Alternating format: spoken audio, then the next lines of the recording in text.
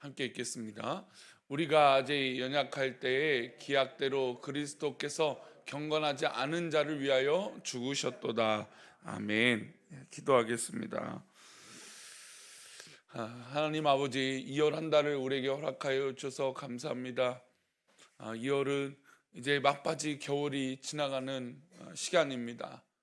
그러나 또 새 학년과 새 학기를 준비하고 또 우리의 모든 변화의 선택들을 또 하는, 그리고 이 눈 밑에 딱딱한 겨울 얼어붙은 땅 아래 또 새싹이 솟는 준비를 하고 있는 달인 줄 압니다.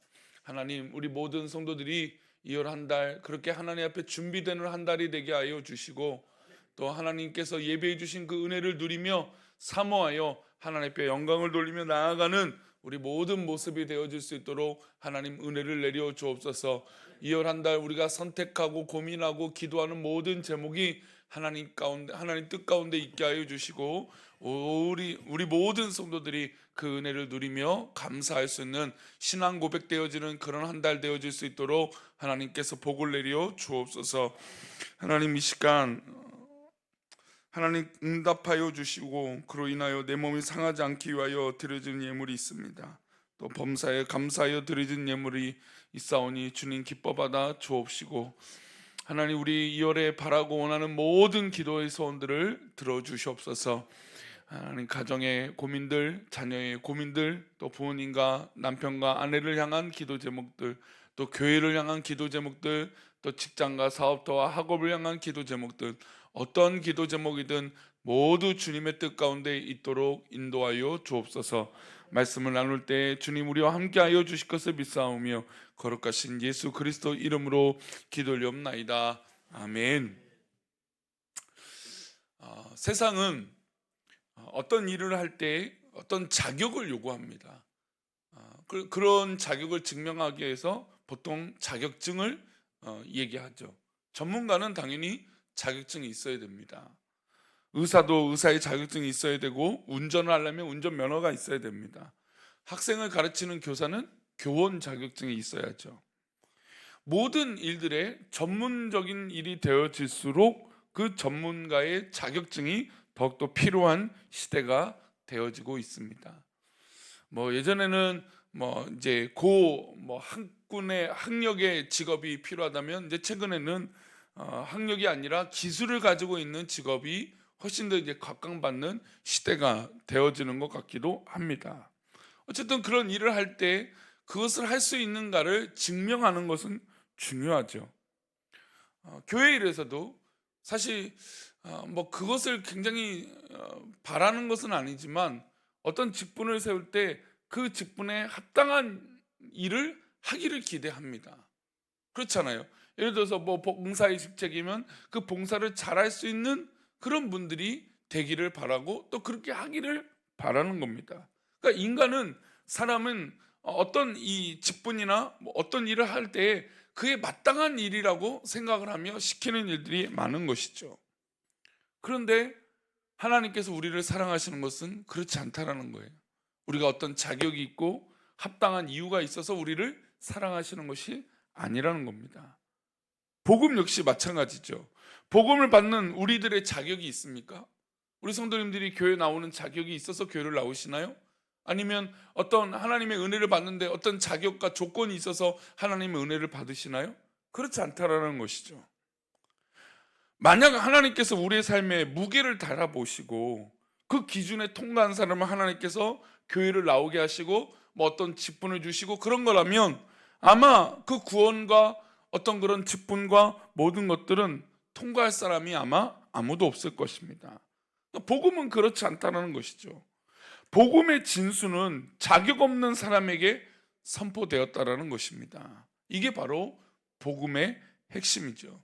그래서 우리의 신앙의 핵심은 우리가 자격이 있고 어떤 것을 했기 때문에 그 은혜를 누리는 것이 아니라, 조건 없는 하나님의 은혜를 누리기 때문에 우리의 믿음의 삶이 되어지는 것이죠. 바울은 로마서 5장 말씀을 통해서 그리스도 예수께서 우리를 위하여 돌아가신 시점을 이렇게 설명합니다. 우리 6절입니다. 함께 읽겠습니다. 우리가 아직 연약할 때 기약대로 그리스도께서 경건하지 않은 자를 위하여 죽으셨다. 예수님이 십자가에 달려 돌아가신 이유가 있는데 그것은 우리가 연약하기 때문이라는 겁니다. 또 우리가 경건하지 않기 때문이라는 것이죠. 우리가 처음 신앙생활할 때, 야, 나 같은 죄인, 나 같은 벌레만도 못한 나를 하나님이 구원하셨다, 이렇게 생각을 합니다. 대부분 그렇죠. 근데 희한하게 신앙생활 오래 하면 할수록 이 마음이 사라집니다. 내가 어떤 존재인데, 내가 어떤 것을 해왔는데, 내가 어떤 봉사를 해왔는데, 내가 어떤 사역을 했는데, 이런 쪽으로 초점을 맞춘다는 것이죠. 그러나 우리가 복음을 받아들이고 신앙생활했던 그 시작은 우리가 연약한 존재였다라는 것이죠. 그리고 우리는 심지어 경건하지도 않은 그런 자였다라는 겁니다. 이런 자를 위하여 우리 주님이 십자가에 달려 돌아가셨는데, 그리고 나를 사랑하신 것인데 우리가 신앙생활을 하면 할수록 이것을 까마득하게 잊어버린다는 것이죠. 사실 저도 교육을 할 때 어떤 대가를 정해놓고 합니다. 이것을 해야 이렇게 해줘 라고 조건을 달 때가 많아요. 그게 또 좋은 교육 같기도 해요. 그런데 우리가 이것을 하나님이 나를 사랑하시고 구원하시는데 자꾸 맞출 때가 있다라는 거예요. 어떤 사람을 평가하고 어떤 사람에 대해서 기대할 때도, 저렇게 했기 때문에 저런 것이다라고 기대를 한다는 것이죠. 그러나 그것은 인간의 방법이라는 것이죠. 하나님의 방법은 우리가 무엇을 했기 때문에 우리를 구원하시고 우리가 무엇을 했기 때문에 우리를 축복하신 것이 아니라는 것입니다. 하나님의 사랑은 전적인 사랑이고, 심지어 우리가 연약해도 경건하지 않아도 우리를 구원하시고 사랑하신다라는 겁니다. 우리가 경건하지 않을 때 우리를 위하여 십자가에 달려 돌아가셨다는 것이죠. 같은 말씀을 8절에서 말씀하십니다. 함께 읽겠습니다. 우리가 아직 죄인 되었을 때 그리스도께서 우리를 위하여 죽으심으로 하나님께서 우리에 대한 자기의 사랑을 확증하셨느라. 하나님이 자신의 사랑을 확증하고 확고하게 설명을 하십니다. 그 말은, 그 확신은 어떤 거냐면, 우리가 아직 죄인 되었지만 그리스도께서 우리를 위하여 죽으셨다는 겁니다. 이 죽으심이 하나님의 사랑을 확증해서 보여주는 증거라는 겁니다. 우리가 죄인임에도 불구하고 우리를 사랑하셨다는 거죠. 이것을 우리 믿음의 백성들이 잊지 말아야 됩니다. 우리는 아직 죄인이었고 우리는 연약했지만 하나님이 우리를 위하여 그 사랑을 십자가로 확증하셨다는 것이죠. 이와 같은 말씀을 10절에서도 하십니다. 10절 말씀입니다. 함께 읽겠습니다. 곧 우리가 원수 되었을 때에 그의 아들의 죽으심으로 말미암아 하나님과 화목하게 되었은즉 화목하게 된 자로서는 더욱 그의 살아나심으로 말미암아 구원을 받을 것이니라. 우리가 아직 원수들 같습니다.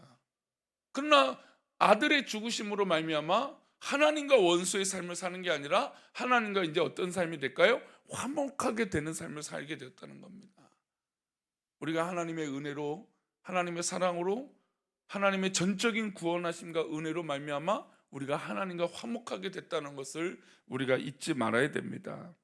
서론에 말씀드린 대로 우리가 어떤 전문가가 있고 어떤 능력이 있어서 하나님과 화목하게 된 것이 아니에요. 우리는 이것을 조금도 잊지 말아야 돼요. 우리가 하나님과 하나가 되고 하나님의 사랑을 누리고 교회의 은혜를 받고 하나님 앞에 예배할 때 은혜를 받는 것은 하나님이 우리를 전적으로 사랑하시기 때문이라는 것이죠.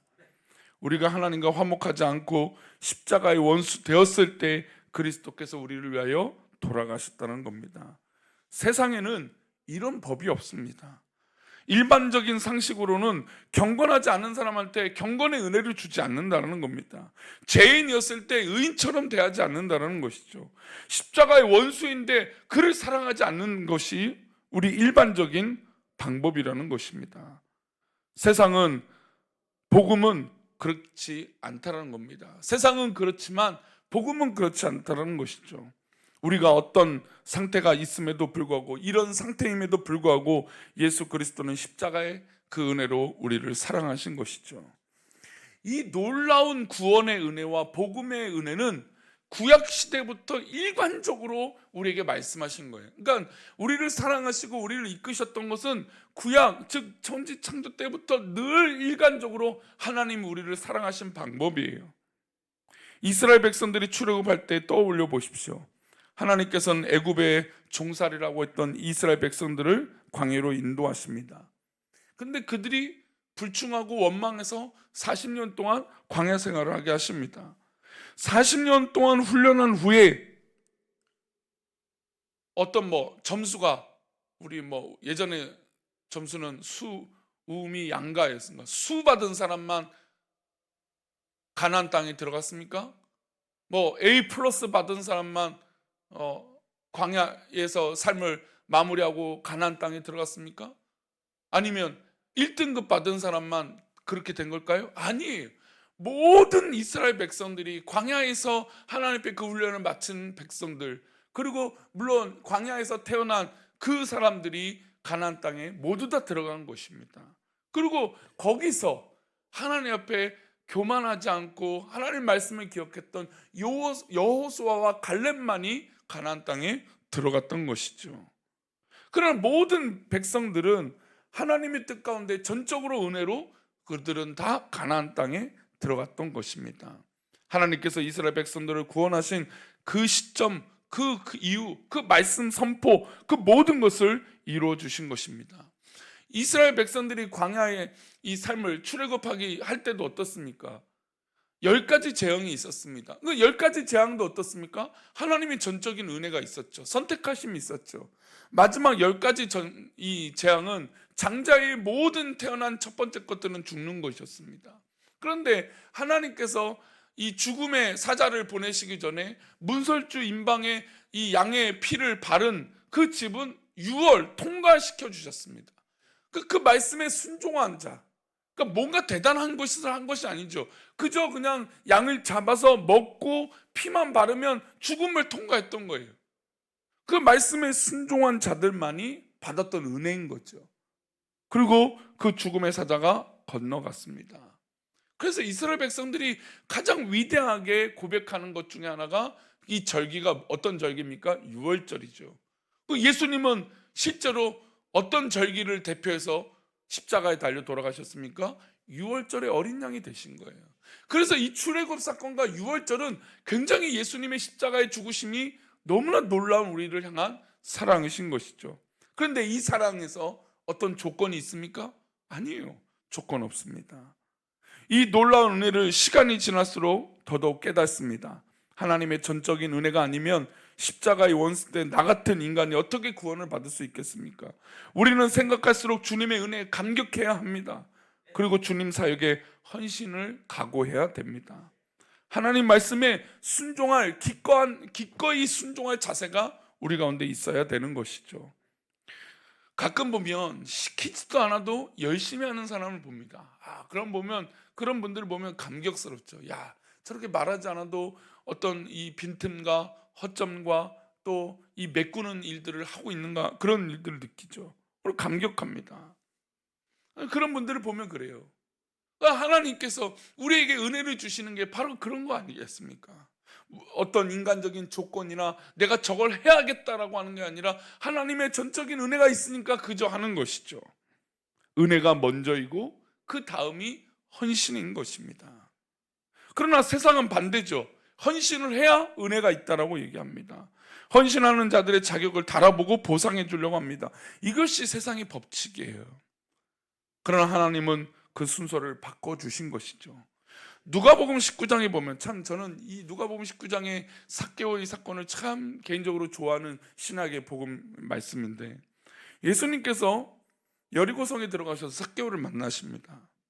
삭개오는 여리고성의 세리장이었습니다. 사람들이 좋아하지 않았죠. 심지어 사람들이 삭개오를 향해서 뭐라고 불렀습니까? 죄인이라고 불렀습니다. 유대인들은 로마의 앞잡이고 자신들의 피 같은 이 돈을 걷어서 세금으로 바치고 자기의 뱃속을 채우는 인간이라고 생각했습니다. 그래서 실제로 예수님이 세리와 함께 식사를 하고 가까이 할 때 죄인과 함께 한다라고 예수님을 모함했습니다. 그런 삭개오를 예수님이 만나셨죠. 여리고성에 들르셨다라고 하는 표현은 목적이 있으셨다는 것이었고, 예수님은 삭개오, 그 수많은 인파 속에 삭개오를 만나셨다는 겁니다. 즉 수많은 인류 속에서 우리 지금 이 시간에 이 자리에 앉아있는 우리 성도님들을 하나님께서 어떻게 하신 건가요? 선택하셨다는 것이죠. 만나셨다는 겁니다. 이게 바로 삭개오의 은혜예요. 그런데 중요한 건 삭개오가 예수님께 그렇게 말합니다. 예수님이 우리 집에 오시는 걸 너무나 기뻐서 내가 혹시 이 훔친 거나 빼앗은 것이 있다면 2배로 갚아주고 내 재산의 절반을 가난한 사람들에게 나눠주겠습니다. 이런 고백을 합니다. 헌신이죠. 은혜를 받았으니까 헌신을 하는 겁니다. 그런데 예수님이 만약에 시간이 지나고 나중에 어떤 조건을 다셨다면 어땠을까요? 만약에 예수님께서 그래? 내가 하는지 한번 보겠다. 네가 정말 재산을 절반을 팔아볼 거야? 그리고 가난한 사람 나눠줄 거야? 1년 뒤에 내가 와서 한번 점검해 볼까? 이런 말씀을 성경 어디에서도 기록하지 않으신다는 겁니다. 하나님 말씀은 우리가 고백하고 헌신한 그것을 물론 하나님이 기억하고 계시지만 그것을 했느냐 안 했느냐 그거 갖고 우리에게 은혜를 주시고 안 주시고 그런 분이 아니라는 것이죠. 그러나 우리는 어떻습니까? 저거 하는가 보자. 저렇게 말해놓고 어떻게 하는지 보자. 이렇게 우리는 또 세상은 생각한다는 것이죠. 주님은 그 자리에서 삭개오에게 구원을 선포하십니다. 이 사람도 누구의 자손이라고 설명합니까? 아브라함의 자손이라고 그 모든 보이는 사람들 앞에서 삭개오를 선포해 주십니다. 우리는 모두 이런 은혜를 받은 사람들이라는 것이죠. 우리는 모두 이런 존재라는 것입니다. 우리는 이 은혜를 받은 자로서 우리 함께하는 자들과 율법의 멍에를 쓰고 또 어렵게 살아서는 안 됩니다. 우리도 그들에게 은혜를 베풀어야 됩니다. 내가 은혜를 받았는데 남들에게 조건을 따진다면 그건 정말 마치 달란트 비유 속에 달란트를 빚진 자의 비유 속에 똑같은 것이죠. 우리는 달란트의 이 탕감의 은혜를 받았는데 다른 사람들한테 빚을 갚으라고 하는 행동과 똑같은 것이죠. 그러니 우리는 은혜 받은 자로서 우리 주변 사람들에게도 그 은혜를 베풀어야 돼요. 왜요? 나도 값없이 받은 은혜잖아요. 나도 정말 죄인이고 연약한 존재인데 하나님이 나를 사랑하신 것이잖아요. 그러니 이 은혜를 점점 누리시고 그 은혜를 다른 사람에게 베풀고 또 오늘도 또 2월 한 달도 삶의 현장에서 이런 일들이 있고 사람들을 만날 때 어떤 조건을 계산하는 것이 아니라 하나님의 전적인 은혜를 나누는 그런 은혜가 우리 가운데 있기를 축원합니다. 말씀 마무리하겠습니다. 2월 한 달 여러 가지 일들이 있겠죠. 다양한 일들이 있고 또 부담스러운 일도 있을 수도 있습니다. 그러나 꼭 하나 잊지 마십시오. 그 순간마다 하나님이 나를 사랑하신다는 거예요. 인간의 결과는 이것이 좋고 잘 되고 안 되고 못 되고 뭐 여러 가지 판단의 기준으로 그것을 판단하지만 그러나 하나님은 우리를 사랑하시는데 그런 조건들은 하나도 개연치 않다는 것이죠. 개의치 않으세요. 하나도 조건이 되지 않으신다는 것을 잊지 마시고 하나님의 큰 사랑 속에 거하셔서 그 은혜를 누리시기를 축원합니다. 기도합니다. 하나님, 우리가 무엇이간데 우리가 어떤 존재이간데 하나님 우리를 이렇게 사랑하십니까? 하나님 우리가 이 사랑을 잊지 않게 하여 주시고 이 사랑을 누리고 하나님 은혜 속에 설 수 있도록 하나님 복을 내려 주시옵소서. 주께서 사랑하시는 믿음의 백성들을 더 굳건하게 하여 주실 것을 믿습니다. 그 은혜를 내려 주실 것을 믿습니다. 우리 성도들이 이 은혜를 가지고 나도 우리 주변의 사람들에게 그 은혜를 나누고 사랑을 나누고 어떤 결과론이 아니라 하나님이 나를 사랑하시는 그 시작을 믿게 하여 주시고 우리가 그 시작을 믿음으로 모두 평안하고 모두 안식하고 샬롬하게 하여 주옵소서. 2월 한 달에 어떠한 공격에도 우리 성도들 이기게 하여 주시고 어떤 유혹도 이기게 하여 주시고 어떤 풍파도 믿음으로 잘 견뎌 승리할 수 있도록 은혜를 내려 주시옵소서. 우리 귀한 성도들을 그렇게 붙들어 주시고 인도하여 주실 것을 믿사옵고 2월 한 달을 그렇게 승리하게 하실 것을 믿사오며 거룩하신 예수 그리스도 이름으로 기도 올리옵나이다. 아멘.